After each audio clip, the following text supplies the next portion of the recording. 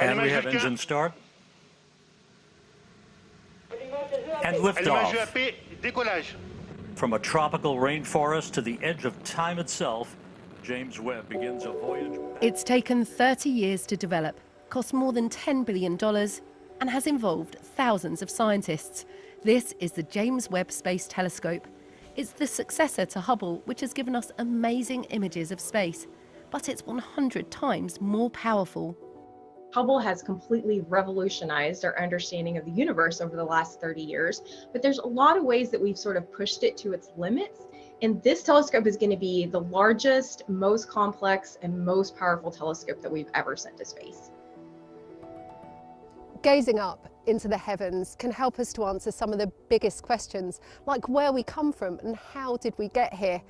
This space telescope will help us to look further back in time than ever before, to 13.5 billion years ago, revealing the light from the very first stars to shine.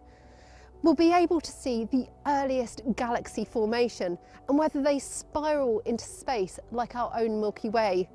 And other planetary systems will also come into view, allowing us to discover whether life could exist on other worlds. Scientists will be able to study every phase of cosmic history. We think that the first stars might actually be really huge, and they would be burning really hot and really brightly and would die very quickly, possibly with a huge explosion. But we haven't seen these yet, and we really hope that this is something that we're going to find with the Webb telescope. The telescope is heading 1 million miles away from the Earth to give us our deepest ever view of the cosmos. But how will it work? This space telescope is a feat of engineering. At its heart is a 6.5 metre wide mirror made up of 18 hexagonal segments, each coated in a layer of gold.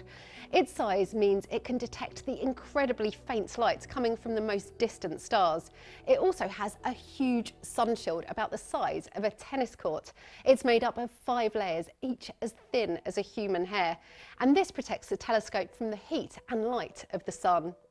So the light from the telescope comes in down at the bottom here. You can see a red cover covering the entrance aperture. On board, the instrument that will be key to these discoveries was built in the UK. It's called MIRI, and this is an exact engineering replica. Webb will be able to do some wonderful discovery science that's simply not been possible before. We'll be able to see the first light galaxies, the first objects and stars that were glowing after the Big Bang. And to do that sort of science, we need MIRI. We need the data that only this instrument will be able to provide. To get into space, the telescope's so big, it's been folded up to fit inside the rocket, like origami. The most challenging part is getting it to unfurl. It's been practiced here on Earth, and that's hard enough. There are 300 points where it could go wrong. But if anything fails in space, the telescope is too far away to be fixed. We know there are many ways that it could fail. So that means rehearse and rehearse and rehearse. We've unfolded it and folded up many times. We've examined it carefully every time. We say, well, that's not quite right. We better fix that. And it's extraordinarily challenging.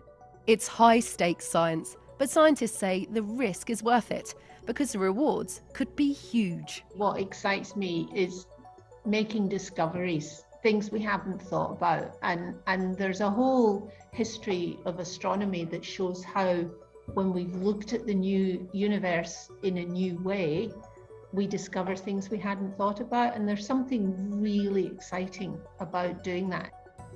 This is the most ambitious astronomy mission ever attempted, revealing parts of the universe we've never seen before and answering some of our biggest scientific questions.